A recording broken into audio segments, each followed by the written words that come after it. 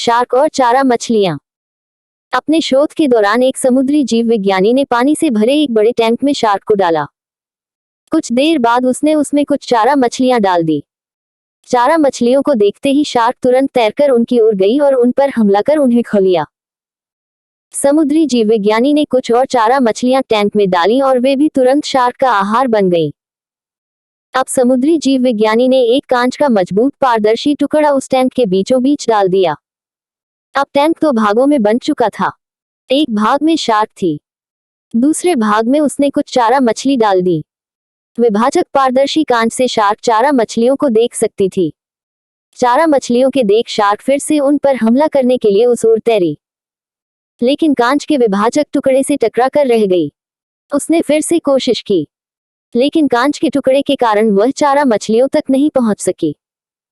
Shark ने दर्जनों बार पूरी आक्रामकता के साथ चारा मछलियों पर हमला करने की कोशिश की, लेकिन बीच में कांच का टुकड़ा आ जाने के कारण वह असफल रही। कई दिनों तक शार्क उन कांच के विभाजक के पार जाने का प्रयास करती रही, लेकिन सफल न हो सकी। अंततः थक हारकर उसने एक दिन हमला करना छोड़ दिया और टैंक के अपने भाग में रहने लगी।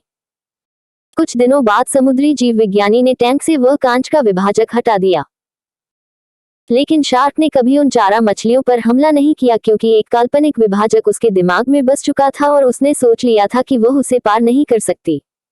सीख: जीवन में असफलता का सामना करते करते कई बार हम अंदर से टूट जाते हैं और हार मान लेते हैं।